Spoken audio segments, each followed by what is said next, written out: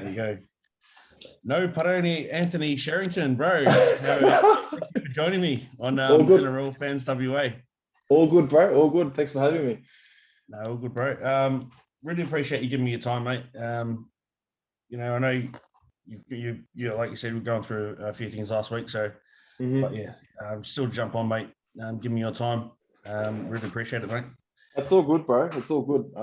Like I just said to you off screen just then, it's always important to tell the truth, I think. And last week, I had a bit of stuff going on, and the fact that I could reach out to you and say, bro, I'm just, need a bit of time, and you were just like, yeah, man, all good. We can do this next week. So I really appreciate that, firstly, bro. And then at the same time, I'm ready to rip in. Let's go. That's it, bro. Jump into a bit of your career. Yep. Not a long career, but mate, who cares? It's a career you've had in NRL. Yep. So 2008 to 2012, mate, you're at the Roosters. Yep. 19 games with them. Yep. And then there's a bit of a gap, about 5-year gap, so you go to 2017 to South. You play 5 games with them. Yep. I know that you've had some serious knee injuries. Was that the reason between this big gap between 2012 and 2017? Yeah, it was, bro. After debuting in 2008, I just had a really good 2 years of footy. And, I was still young. I was still 20 years old. And I think it all came down to not what I was doing on the field. It was just sort of what I was doing off the field, in terms of, I was young, just like anyone else, and I wasn't applying myself like every young man should be doing in the NRL. And because I wasn't applying myself, I was eating bad foods. I was, getting on the drink a lot and all that sort of yada, yada, yada. 2009, the end of it, I ended up getting really, really heavy. And I took that heaviness into preseason, and it was just to my detriment, bro. I think my body just couldn't handle it. And then when I got into the 2010 season, even though I was sound physically by the start of the season, I'd put my body through too much trauma in that massive change. And then 2010 did my first knee, then had that year off. 2011 did my second knee, had 6 months off. I was trying to get back at the end of that season. And then at the end of that season, just during a training session, I was doing some skills with one of the coaches, ended up tearing my left knee again. So it was right, left. And then straight after that was obviously the recovery. That was 2012. I played a bit of footy, at the end of 2012. And then 2013, I left there, went to Penrith, and then spent just the next, however long, like five years, I just spent trying to get into the NRL again. That's it. And no matter where I went, bro, there was always the knee haunting me in the back of the brain. And the knee was haunting me even when I was playing footy, bro. Like, you can't go to a fucking game and not feel like, oh, holy shit, I feel like my knee's a bit sore today. But yeah, bro, like then I got to the best thing I'd ever did, bro, was go and play for the Redcliffe Dolphins, who were obviously jumping in next year. And the 2 years up there, because I was going to retire up there, bro. I was like, I'm just going to finish these 2 years off, have some fun up here, really strip back and enjoy football. Because I had that mentality, bro, I didn't care about my knees. I didn't care about how fit I was. I didn't care about how I looked on the footy field. I did all these, I ended up dyeing my hair, and I was just doing all this fucking weird shit. I just didn't care, bro. But because I didn't care, I enjoyed my footy. And because I enjoyed my footy, I fucking banged it up there, bro, for 2 years. I was like doing things that I hadn't done since I was 19, 20 years old. And then because of that, I got picked up from South. And then I ended up playing NRL again. Yeah, wicked. It's cool, way, bro. Like, it's really cool. Like, I think about it and I tell that story, every time I tell it, it changes a little bit, because I find like there's a little bit more to it every time. Yeah. But that's pretty much the logistics of of the NRL period or the full-time period. So grateful. No, that's cool, mate. Yeah, like I mean, I said to heaps of guys. I even had an interview with Paul Kent the other day. Yep. And he only played one first grade game. Yep. But whether you play one first grade game or for 400 like Cameron Smith, you know, to make it to that level is still a hell of an achievement. So it is, bro. Thank you. You know, I mean, like you didn't get to do all the rep sort of stuff and all that sort of hoo-ha, but you know, you still played in the NRL, and there's not a hell of a lot of people that have done that. So, and there's heaps of people that are still trying. Yep. So, you can always hold your head up high that you got to play. You know, exactly, bro. And that brings me back to like a pretty good point, man. Like, even though I only played 20 something games, I think it's good for people to understand that, you know, everyone sees the top echelon of rugby league. Everyone sees how many games the big dogs have played because they've played 250, 300 games, and everyone's like, fuck, that's amazing. But I'm in the average, bro. You know, 25 or 26 games. I don't even know how many games I've played, but that's the average NRL career. You know what I mean? If you punch the numbers, or if you go into Google and type it in, you know, I'm on the average. And even though I have played NRL and it's fucking amazing and I'm super grateful, people need to realize too that, you know, the average of that NRL span is very small as well. You know what I mean? So there needs to be some sort of realism to it. I think a lot of people don't, like myself, don't realize what they've done, which is a really good thing. But then at the same time, a lot of people don't realize that it's not all flashing lights. You know, there is a lot of hard yards in there too. So, it's a good point, bro, and I appreciate those words. No, good point. With your rugby league career being, a professional basically from 2008 to end of 2017. Yep. Is there anything you've taken out of your career that's made you into the man you are today? Yeah, like there's heaps, bro. They can unpack a lot there. There's, if I think about words, I think about resilience. I think, just give me 1 second. Sorry, bro. Just turn my phone off. Jeez. That's okay. There's lots of resilience there. There's lots of persistence. There's heaps of the learnings that you get out of footy, bro. You know, the camaraderie that you have with teammates, the people that you get to meet, even now with my online business, I understand, being able to do this, learning how to talk to, other humans. Yep. I got gifted that from being in the footy realm. I'd probably say that a lot of the hard stuff that I experienced during my footy career, the off-field dramas, so some people would call them, actually shaped me now. I understand it all now. I used to look back on it and think about my past and be like, oh man, geez, I wish that didn't happen, but I'm so grateful for it now. You know what I mean? To be a professional athlete and to have all those things that I did off the field that helped me shape me to who I am now. I'm able to give that one to other young adults, and then who are playing footy, whether they're male or female. And at the same time, the most important is my family, bro. I get to, be the best man I can be for them right now. Yeah. And there's nothing better than that. So, footy did help shape me.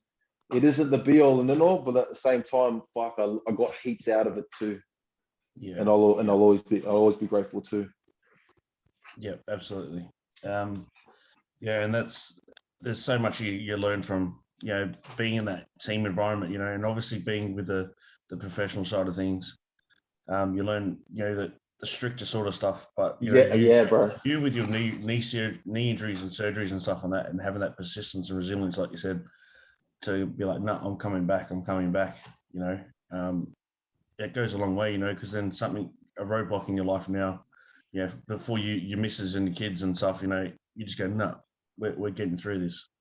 Exactly, bro. And then, you hit the nail on the head there too, bro. Like those learnings that you have from getting stuff like injuries to learning how to face them, You know what I mean? So like I look at it now as, you know, anything, any roadblock that I have now in life, you know, I always think of my head like, you know, I've had, you know, something that's similar to this. It's not the same, but I know what needs to be done in order for me to get to the other side of it, you know, to see the light of the tunnel, all those yarns that we have. But yeah, man, like the best thing about what I'm doing now, bro, being in this knee game, you know, online coaching, is that I'm taking something that happened that was bad over here, and I'm able to apply it to something good over here. Yeah. You know, that's good for not just fucking business. It's good for me as a whole, bro, because it's a massive learning. You know, it's teaching me indirectly that even though something bad's happened over here, you can still flip it and do something good over here, bro. So fuck yeah, man. Like there's heaps to it, and you know, I'll always be grateful for it as well. Yeah, definitely, mate. Do you remember your debut against Parramatta, like the week leading up to it? I know I was reading up that, you know, there was a lot of guys out with Origin and stuff like that, so you sort of got the call up. But did you get the call up during the week, or was it last minute sort of thing? It was during the week, bro, only because of the Origin guys. You know, you got a lot of those guys were out, and everyone knew that, you know, which players were going to come up, and I'm pretty sure it was just me and Friendy, Jake Friend, and yeah, I'll be honest with you, bro. Like I said to you, I'm a different man than I was back then. Sorry, and it gets a little bit phasey. You know, I ask questions to a lot of guys that, you know, obviously debuted, and they remember every detail. Yeah, and I don't, bro. Like I'll be honest. You know, it was very much like I said to you, bro. My brains was like all over the shop, and if anything, bro, like I had so much confidence in myself and so much bravado that I knew I was going to make it, bro. That's why I made it. You know what I mean? I was young. I was confident. I felt like I had the water at my feet. Yep. So playing NRL was just going to happen. Yeah. And then, but I will remember getting given the debut jersey, bro. You know, it was a fucking pretty cool moment. Because, you know, you spend your whole, you know, high school, fucking adolescence, bro, young adolescence, looking at guys on TV, and you're like, fuck, I just want to be like that. And then you are about to be on TV. It's fuck, this is amazing, man. And like, I'll still remember the one time Freddie said something to me before I went on the field, because I was coming on for Anthony Tupou. Yeah. He's like, just go out there and do your job. And that's all I needed to hear, because I was getting fucking pretty nervous before I was sitting on the bench, bro. And you're at Para Stadium, and I've never played at Para Stadium. And I'm thinking, man, I'm like, fuck, I'm about to play NRL. How good's this shit? And I'm sitting there, and he just like calls down from upstairs. He's like, Chero. And then he puts me on, and then he's just like, mate, just go out there and do your job. That's all I needed to hear, bro. You know what I mean? And I went out there and I played fucking 60 minutes on my debut, and I just did my job, bro. You know what I mean? Ran hard, tackled hard. I thought I was gonna fucking score a try, bro. And yeah, ended up getting held up, but it was every kid's dream come true. Yeah. Yeah. It was cool, bro. It was cool to be a part of. No, that's it. But in 2008 as well, you get invited to go to the New Zealand training squad for the World Cup. Yeah. How good was that, mate? That would have been another etch on that, you know, another level. It was, bro. And like, oh man, there's so much to it too, bro. Like, I was stoked, but I didn't know how good it was. Yeah. And like, it's testament to the game now. Like, a lot of these kids are educated on meaning, bro. You know, what's my purpose? You know, why, how good it is to play for your country, how good it is. Like, I was so obnoxious to it all, bro. And it got to the end of the season, man. And I'm going to be super honest here. Like, any kid would think that going and playing for the Kiwis, that you'd be super like, okay, I need to knuckle down for the next couple of weeks. Bro, not me, man. Like I went and I'm pretty sure I went out partying the night before the first training session, bro. And I went and did the training session, and yeah, this is a good lesson for those young guys. Like I went and did their training session, and I was just shit, bro. Trained so shit, and they didn't ask me to. Well, I actually didn't stay at training, bro. I ended up just leaving, and that's what I'm saying to you, bro. Like I'm a very different man now. You know, those opportunities that got presented to me at young, I won't ever leave them now. Yeah. No, but yeah, man, I got invited to fucking pay for the Kiwis. I couldn't pay for the Kiwis, but old Chero, he just wanted to go and do something else, go do some partying, bro. And like another cool story, man. I was running at the back. We're doing conditioning. I've never been the most conditioned runner in the world, but you know, I was out the back and I was struggling, and Fui Moi Moi was running at the back with me too. I just stopped, bro, and he just looked at me. He's like, "You all right?" I was like, "Nah, I'm fucked." And I just bent over and started vomiting, and everyone was just looking at me, bro, like, "Fuck, I don't think this guy wants to be here or should be here." And that ended up being my last training session, bro. So yeah, a bit of a story behind it. I'll be honest, my brain wasn't there where it should be.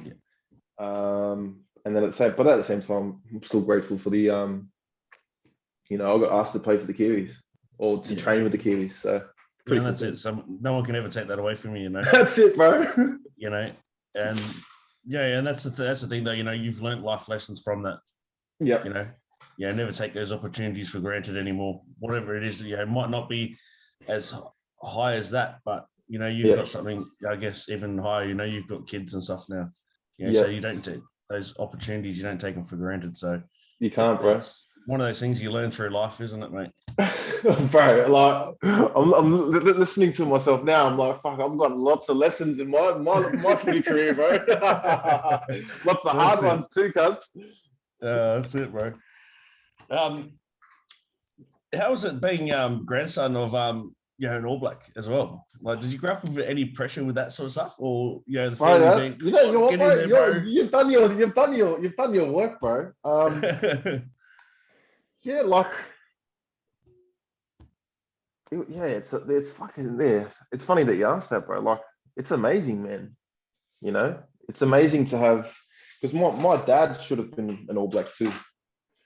Okay. You know, dad was a very good footy player, and he left New Zealand and came to Australia just to change things up. But my grandfather, like, he was a fucking All Black, bro. You know, and no matter what age they came through, there's still like a sense of fucking honor. And you know, I don't frown upon you know, I don't love the word legacy these days too much, but like, he's, you know, that's what the All Blacks is. All Blacks is a legacy, you know, and the fact that he got to represent like us, fuck, it's pretty cool, bro. And I don't know, man, like, he come to Australia, not many people know that. But if, like, when I went back to, so here's another story, bro. I've got fucking stories for days. Oh, good. I went back to New Zealand, and my family's rugby side's called Ortidia. And I went back there for, I think, my auntie's funeral, or tangi. And long story short, they had a football game on Saturday, bro. I'm pretty sure I was playing for Redcliffe or Souths. So I should not have been playing. But I'm like, fuck it, I'm gonna strap the boots on. Yeah. Put the boots on, jumped on the wing, and there was a photo of my grandfather playing for that team, you know, back in the days, and he's just running down the sideline, because they used to call him the horse, bro. Brownie the horse, because he could fucking run, and he was a big motherfucker too. And long story short, there was a photo of me, bro, and it was literally identical. And bro, like, I had it up on Facebook. I mean, I'll have to try and find it and tag you in on Instagram. But yeah, bro. Yeah, man, like, you can't help but think like it's come full circle. if that makes sense. Yep. And even though I didn't jump at that opportunity to play for the Kiwis, I was borderline going to be on that path too. And yeah, man, like it's fucking cool, bro. It's cool to have that name, and no one's ever asked me that, bro, which is even another cooler thing. So yeah, it's pretty cool, bro. Thank you. No, all good, bro. Like I did my bit of research and stuff. Wikipedia is a great thing these days. I do that before all my interviews. Just to check up on people, because there is little hidden stories and stuff that people that hopefully will watch this don't know about you. Yes. I know. So that's one of those cool things. That being the grandson of an All Black. Not many people know about it. So they don't, bro. Haven't told it. I haven't. Yeah, and it's it's so cool that you asked that, bro, because hopefully people can see that there's more to this. You know what I mean? There's more to everything. There's more to life. There's people that have come before us that have helped pave the way to who I am. Because he handed down his genes to me. So I'm like a product of him, bro. And that footy excellence has always been in my family, and will always be in my family till my time's gone. And hopefully they can look back and say, that's my grandfather or my great grandfather. So yeah, it's a pretty cool thing, bro. Well, you got two relatives playing the NRLW this year, so that's it, bro. Kennedy and Ruben. So the Cherrington name is going on, mate. It's keep going. Hopefully your kids as well get up there as well. So bro, I actually don't know. Like my kids, they're not the most athletic kids in the world, bro. I don't know. They're very artsy and crafty. They might enjoy footy, but I don't know. Times have changed too, eh? Like, fuck. There's so much technology these days, and I think kids are spending a little bit more time indoors than they are outdoors, which is it's expected. And you never know what happens, but hopefully, because I've just had my newborn son. He's one. I think he'll be the closest out of all of them. I can just tell, bro. He's a little rough as guts, so he might be the footy player. With my youngest one as well. He's just a nut. That's the way he's going to be.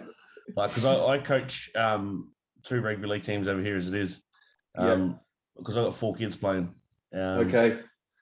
And I coach under 10s and under 11s, and I've got one kid that plays under 10s and he plays under 11s. He's hearty as. Yeah. He goes hard, but then he gets that know-it-all sort of set. You don't know anything, mate. Come on. The reason I'm coaching you. So, but, with my baby, he's turning 2 in a couple of months. I can start teaching him soon. Catch passes and all that sort of stuff. So then when he gets to the stage, he'll be mean. Yeah, bro. And it's because I'll be honest, I'm not with my kid's parents or kid's mother. We broke up during my footy career, but they never really got to spend too much time with dad. And I am that guy, bro. Fuck, bro, if you watch me, as soon as the football's in my hands, bro, it just all comes back, and I just want to, why don't you try this? So why don't you do this? You know what I mean? Like, it just comes organically. But my son gets to have that now, bro. Sit in the lounge room, bro. Like, we just run around playing knee footy, and he doesn't have a fucking clue about footy right now. But bro, we have some fun and I know he's going to get to an age where he's just like, all right, I love footy like that. And I'm like, oh yeah, maybe. You never know. Yeah, that's it, mate. Want to jump into something a bit personal with you. But just a low point in your life, like we're talking about before with mental health illness and stuff. It's a big thing these days. Have you gone through something that's so really bad for you? And if so, how did you get through it as well? Probably the lowest point during my footy career was when I got done for the domestic violence charges. That was 2009. I think the start of 2009, yeah. And that was a really low point. And you asked me questions about the Kiwis and the debut. I don't remember too much, bro, but I can tell you everything when it comes to that because of the pain and the trauma, you know. And I just want to make something very clear to, you know, everyone who's watching. Like I said, you know, I'm a changed man. I have lots of things have happened in that past, and I look back on and I'm like, fuck, you know, I can't change them, but I can tell you right now that, you know, that I'm a very, very much a different person. You know what I mean? And to me, that person was sort of alien in some ways, bro. You know what I mean? But he was just a struggling young man who didn't know how to deal with his emotions. And that's what happened from it. You know what I mean? Yep. So I didn't deal with it too well, bro. You know, I got injured. You know what I mean? I'm very, you know, I look at life holistically now. And when you have, especially in your footy career, and this is a good lesson for all those young guys, when you've got stuff that's bothering you away from the game, it comes into your game. Yeah. And it's super important for you to understand it. You know, if you can't do anything about it, then, you know, you can't do anything about it. But, you know, you need to be able to heal something that's over here, or you need to be able to address something that's over here, because it's taken away from your enjoyment and love of the game. And I can honestly tell you, bro, if those things didn't have you happen to me off field, you know, going to court and spending so much money on lawyers and being plastered all over the fucking TV screen, you know, I would have been a different footy player, 100%. You know, I would have. But that, like, you know, the self-esteem was low. You know, I actually thought everyone looked at me like I was a woman basher. Yeah. You know what I mean? And people did say that to me, to my face. And, you know, there were times when I'd go out and, you know, I broke up with the kid's mother, but I'd go out and I'd be talking to girls, and security guards at clubs would tell them, well, be careful of that guy. He's that, you know what I mean, bro? So there was constantly that during my footy career. And there's still, like, I still feel something now from it. You know, I'm speaking to you, to this about you, and I still feel something, you know, I can't help it. But yeah, that was the hardest thing to deal with. And me and you know, my ex's life, you know, we had kids together after that. It was always haunted with just, you know, ups and downs. You know, we'd be good for 6 months, we'd be bad for 6 months, we'd be good. And that trickled into my footy career, bro.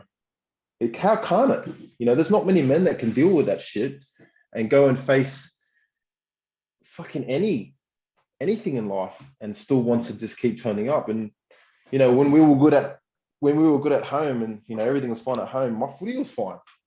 Yeah. You can't tell me that it wasn't, you know, matched and balanced. But yeah, bro, that was hard. And then once I let go, once I was able to just, you know, and this is the fucking 5-year process, like you said, bro. Once I was just like, okay, I'm done. You know, I'm not this person anymore. Like, I can't let this keep dragging me down. You know, people don't look at me anymore like I'm the devil. You know, you're just human, bro. You know, lots of people go through this every day. Once I went through that, it was like everything just dropped. Yeah. And I was able to be me again. And then as soon as that happened, bro, I played NRL again. Like, you can't tell me that that was one of the best things that happened to me. So yeah, bro, like that, in terms of mental health, that was hard for me, bro. Like, you know, I've been suicidal. I've tried to overdose on drugs. I've tried self-harm.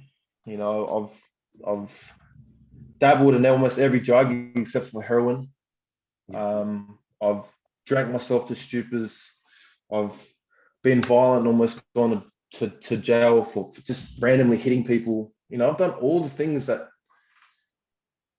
a young man tries to do to like cope with it without actually facing it fucking head on, bro. And that's all I needed to do. Just stand in front of it and go, all right, who am I? What do I want to achieve here? And how do I get past this? That's it. Yeah. No, Good awesome, question, bro. Oh, yeah, I hope I answered that for you, bro. But yeah. No, you did, mate, and that's perfect. You know, and everyone that I've asked that sort of question to, they give different advice because they've gone through different things themselves. So you going through that, you know, hopefully someone that sees this is going through, I guess, a similar thing. Yep. Takes your advice on and is able to use it and helps their life. So yes, I appreciate you giving me that. I wasn't going to mention anything to do with that because that's not what I'm about. But you know, you brought it up, so yeah, and I appreciate you telling that side of it, mate. That's all good, bro. Like, it's important to me a bit to be an open book. You know, lots of people have their opinions, and I understand that too, bro. You know what I mean? But you know, the more open that I am, the more truth that I am able to share, then the better my heart feels, and that's all that matters to me now. You know what I mean? And if I can help and change the trajectory of one person, one young Anthony, one young kid that's sitting in the dumps and feeling so bad, then fuck, bro, I've done my job as a human. I'm in service of other humans now. So it brings a good feeling to my heart, bro, and it always will. Yeah, no, that's awesome, bro. Thank you, bro. Yeah, you're talking about before your online stuff that you do now, yes, especially with your knee stuff. You know, I've been watching a lot of your stories and stuff on Instagram. Yep. What's the program that you run on Instagram and all that sort of stuff? What's the business that you run with that to help people recover with knee injuries and whatever else? So yeah, like everything to do with knees, bro. You know, I'm not. I wouldn't say I'm an expert with them, but I've done enough. I've done enough research. I've done enough, you know, programs. I've been, you know, I was so blessed during my footy career that, you know, they ended up flying guys over from other countries just to help me get back for my knees. You know what I mean? And you can't help but get all this information and then want to give it to someone else. And that's what it is, bro. You know what I mean? So everything, you know, if someone, I just don't look at this from a point of view where it's an athlete, bro. I look at it for everyone. You know, everyone should be able to touch their toes. Everyone should be able to squat all the way ass to grass, and everyone should be able to cross their legs on the ground.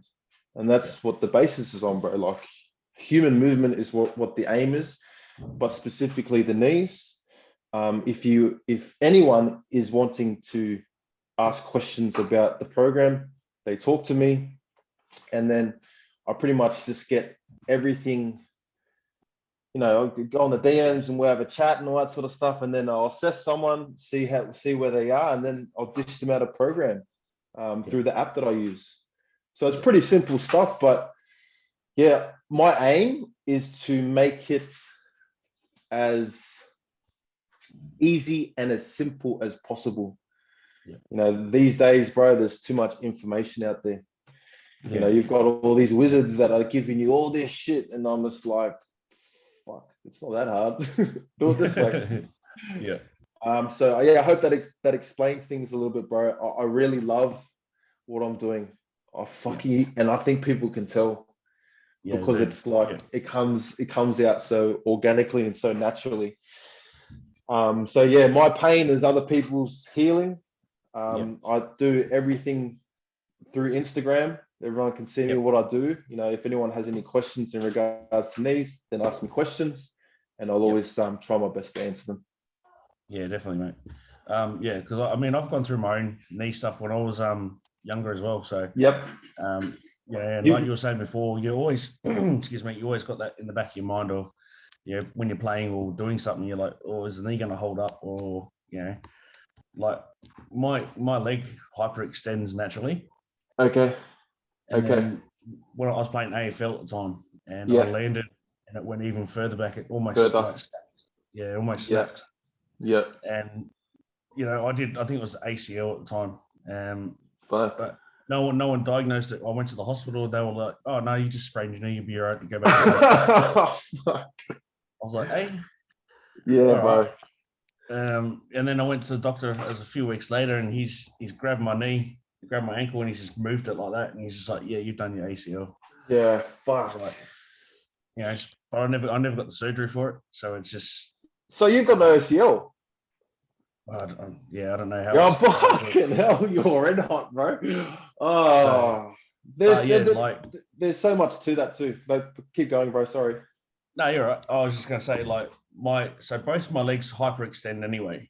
Yeah. But my left one is the one that I did. It hyperextends like it'd be like this much more.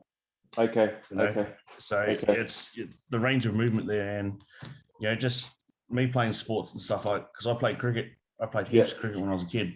Yeah. So my knees are just from the jarring of bowling and stuff like that. It's just taking its toll. So it's just like there's so much now that we're talking about knees, bro. Like there's so much to it. You know what I mean? Like there's wear and tear over the years. There's the food that we eat. Is it healthy for our joints, for our body? It's everything that we consume, really. Anything that we can put in our mouths, is it healthy for us? And I choose to ask that question of myself constantly, and then of my clients, bro. I'm pretty honest, as you can tell. And I will ask you, most people will come up to me and be like, "Oh, Cherry, my knees are feeling sore today." And then I'll be like, "Okay, well, let's look at the reasons why." And then we'll do an audit of what they've done for the last week, and I'll just see the gaps. You know what I mean? Yeah. You didn't keep to the program here, or you decided to go out over here, or you decided to eat this over here. And that's my job, bro. My job isn't to actually, because you can follow any program and get results, I believe anyway. But my job is just to keep people accountable. Yeah. And to ask you the right fucking questions so you realize that you're in control, not me. Yeah. And then once you understand that, then we can go and enjoy ourselves, bro. You know what I mean? Whether you're playing sport, whether you're a mother who's just trying to fucking pick up toys off the ground, whether you're a father who just wants to go and run around with his kids without his fucking knee hyperextending. There's so much to it, bro. You know what I mean? And knees is just a vehicle. My true meaning and the true purpose behind what I do is I get to heal humans constantly, bro, and I fucking love it, bro. I love it. Yeah, that's it, mate. Yeah, and I can see it, because like I said, I watch a lot of your stories, and I see the podcast that you're on as well, and you can hear the passion that you're talking about, like you have when you're talking, and it's great to see, because thank you, bro. A lot of people do this sort of stuff for the money. They just they do have a passion for the industry, but not a passion for getting people right, in their right way. The other one I talked to was Ben Roberts. He's passionate about his thing. His program to train those kids up to NRL, get them ready for NRL level. Like used to have that passion, and it's not for yourselves as much as it is. It's more for the clients.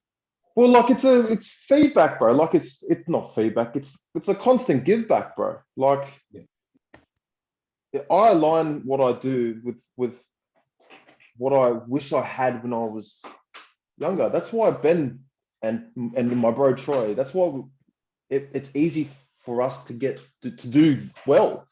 My shit's skyrocketing, bro. Like fucking people ask me questions left, right, and center, wanting to sign up. And I love it. Don't get me wrong. But the reason why is because I speak to you, or I speak to people as if I'm speaking to my younger self, bro.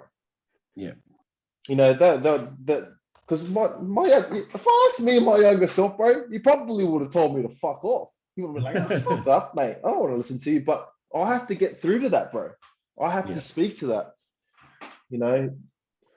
He will ask me questions, and I'll be like, okay, how do I answer this coming from a place of heart, coming from a place of love? Because I know that this kid, his knee's fucked up, but behind closed doors, he's struggling here. Yeah. You know what I mean? So how do I touch base with that? And that's what I think of constantly, bro. And that's why I'm fucking doing well. I am doing well, bro. That's awesome, bro. And I'm doing so well because everything I do comes from a good place. And that's all that matters in this game, you know? And if I can keep continuously doing that and just fine-tuning things in terms of business, I'm going to do well. And I'll be able to do this sort of stuff more, bro. That's all I want to do. I just want to talk all the time. That's it. Absolutely, mate. You know, and the way you go, mate, like I said, you know, you're going to be that sort of person where you're going to have your own, basically your own industry, you know. That's it, bro.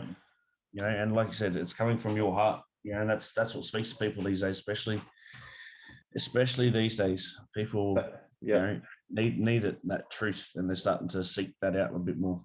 It is, bro. It is, and like it's a breath of fresh air. You know what I mean? To have, especially us as Maori too, bro. Like it's a breath of fresh air, and I'm Aussie as they come, bro. You know, I was born and bred here. I fucking grew up here, and I am Aussie. But there's still a sense of like, you know, because we're a warrior race. You know, we are. The way that we've all been brought up is different to everyone here. You know what I mean? And if I can bring some of my culture through healing knees to this land and country that is, I wouldn't say behind the eight ball, but you know, Australia is very backwards in some things, in some ways. And when I think about what I'm doing, bro, it's like I get to change how people think about shit just through the art of knees, bro. That's it. You know what I mean? And speaking my truth and constantly being honest is working for me. And it doesn't matter what color, size, race, fucking gender you are. I get the love. So I can't help but be like, well, I'm doing something right here. Absolutely, bro. Cool, bro. I like that. Yeah, that's it, right? Yeah. Obviously, the main goal of my page here is to promote WA, especially with the 18th team coming up in the next few years. Yes. What do you think our chances? What do you think of the Perth having a team? What do you? I don't know. I don't know why it didn't happen earlier, bro. Like, you know, I remember Super League days when he's had was it the Reds? Reds. Yep. Yeah, like. And I played over in Perth, bro, and I saw the stadium that he's played at. I've got heaps of mates that live in Perth, and they're like, you know, it's very AFL orientated over there, right? Is that correct? Yep. But fuck, bro, like I know heaps of good league players that have come out of there too. You know, I can't give them off the top of my fucking head, but you know, there's even my mate. I don't know if you know the Benjamins. My mate Josh, he's fucking dreaded. He came over to Redcliffe and played with me, bro. And I was just like, man, the footy that they play is different. Yeah. It's very like AFL. It's very AFL-y style, bro. They're fit as he was fit, bro. He's a big motherfucker too. And yeah, that's the style that he played. And then when I went over there for South and we played against Melbourne, it was a game before us. And I was like, fuck, these kids can fucking play. And they were like under 18s. I think it might have been two Māori sides, but yeah, bro, it was just awesome. Sorry, mate. I'm just gonna turn this thing off. Something just came up. Why not, bro? You know what I mean? Like, I understand they've done Redcliffe and that, and like coming from Redcliffe for me is a good thing. But fuck, bro, it's like a whole nother country over in Perth. Yeah, it's like a whole country, bro. You know what I mean? It's like having New Zealand, bro. The same shit. Yeah. So yeah, I'm all for it, man. Like, fuck. How do I help? How do I help? Let's get into this. Yeah. Well, you know, the other thing has come out in the media recently that WA was looking to join up with the North Sydney Bears. True. I'm on a couple of North Sydney Bears pages and stuff like that. You know, and like they want to get back into the competition. Obviously, they want to try and get there as the North Sydney Bears or even the Central Coast Bears. Yeah. I can't see it happening because there's too many teams in New South Wales as it is. Yeah, of course. Of course. Yep. But if Perth and the North Sydney Bears join together, I think that would be Oh yeah, bro. Because, like they were talking about it, and the North Sydney Bears, they want X amount of games played at North Sydney Oval, so the team stays in Perth. That's the main home ground. Yeah. They want X amount at North Sydney Oval, and I think one of the main ones was they want to play Manly, which is their traditional rivals, at North Sydney Oval. Yeah. Okay. Yeah, and I think it's great because it gives the Perth people over here, the kids and all that coming up, the women and the men, a pathway, because we don't have any pathways. We don't have SG Ball anymore, Harold Matthews, all this sort of stuff, all the way up to New South Wales Cup. Your two cousins had to leave Perth to go over to Sydney to play. Exactly, bro. Like, exactly. The distance, bro. There's a certain distance away from. Fuck, there's actual distance, bro. If you look at it, fucking Perth and Sydney are just fucking that too far away. You know what I mean? But you can eliminate that distance by just some sort of an affiliation, or bro. That's like such a good point, man. And if you can give them a direct pathway, then you can start. It becomes like fucking streams, bro. Then everything's able to be. The talent that can come out of Perth is able to be accessed faster. There's no stoppages. There's no hurdles that you got to get past. There's no blockages. There's always eyes. Every bit in rugby league, bro. All the eyes are on Queensland and New South Wales, and it should be, bro. You know what I mean? Like, it's the heart and birthplace of football. But what about that percentage that's over in Perth or Adelaide or fucking Darwin? Like, there's not many eyes up there, bro. Yeah. So they have to be that good, in order for them to get moved over to these places. Yeah. But even how does this game over here evolve and become better if they keep getting poached from out of there, bro? Yeah.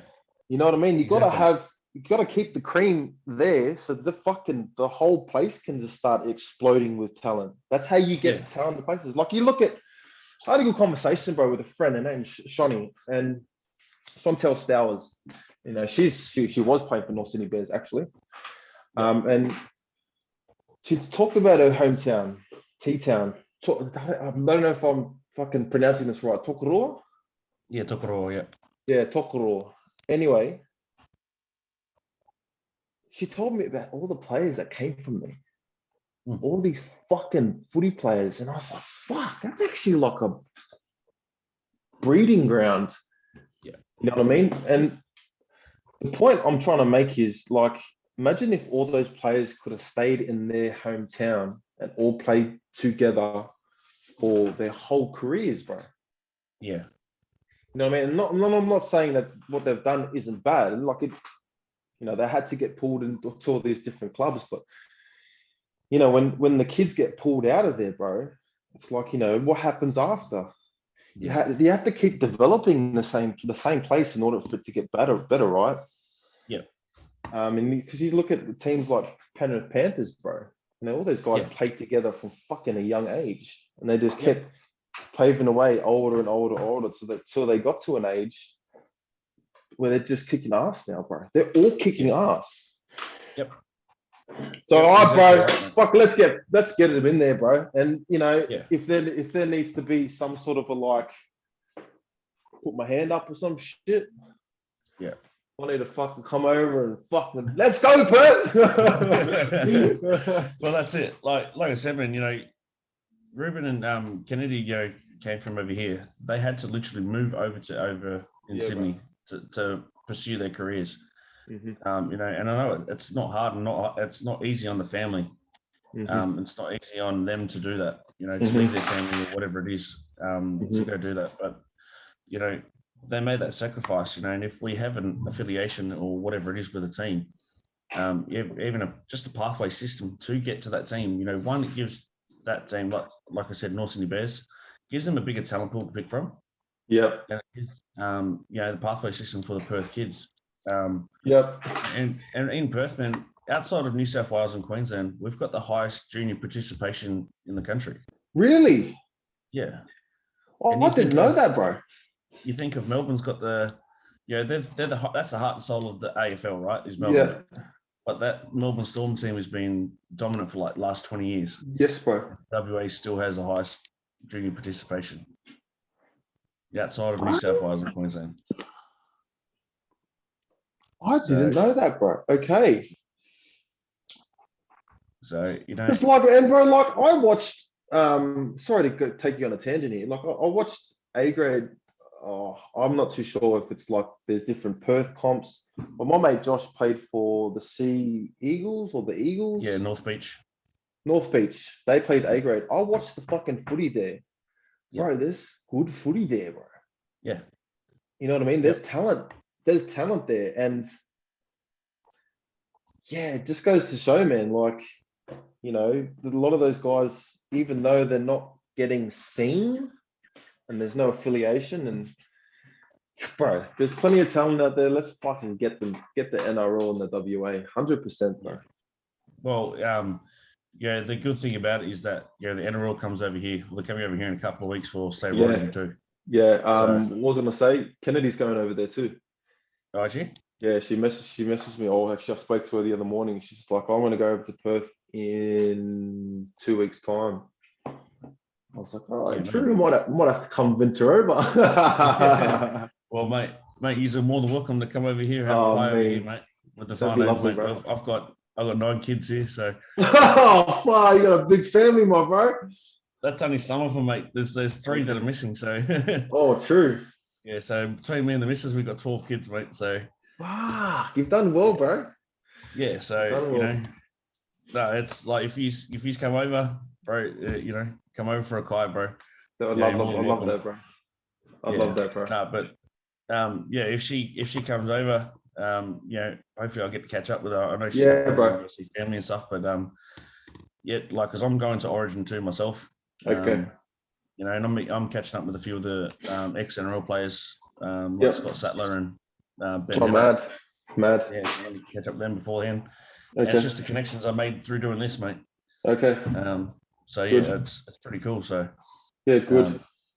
Yeah, but that puts Perth on the map. You know, that sort of stuff. Yeah, it does, bro. It should, bro. And like I really like what you're doing, bro. And yeah, however, whatever way it needs to be done, bro. Like Perth needs to be on the map, and the game needs to grow. Our game needs to grow. And there's lots of our Māori over there, bro. There's so much of it, and there's such good footy players over there, bro. And you know, if it means fucking doing affiliation, then by all means, yeah, I'm in support of that, bro. That's a cool. No, appreciate it. That's cool. Anything else any other businesses or anything that you sort of got your fingers into, mate? Like, I know you do a podcast. There's me and Coach Troy Savage. We do a podcast there. There's, you know, obviously my online knee game. I'm in the midst of putting together like a little like a crew of guys that are just like videographers. Yep. Yeah, and what they're going to be doing is sort of highlighting what happens away from the lights. Yeah. You know what I mean? So, you know, what do athletes do away? What do they do for training? You know, just making it look very art. Because I realize, bro, like I'm on the creative side. I actually like really love visuals. I love music. You know what I mean? So there's that side of the game, and then, you know, like I've got some big plans in terms of this accountability program that I'm putting together. It's surrounding everything. It's holistic. It's, you know, how humans, because I did this, I don't know if you've heard of it, Andy Frisella's program called 75 Hard. No, I haven't heard of it, but I heard you mention it yesterday. So yeah, bro. So 75 Hard is 75 days of critical tasks or tasks that you have to do every day. You know, it's 2 workouts, 1 indoor, 1 outdoor.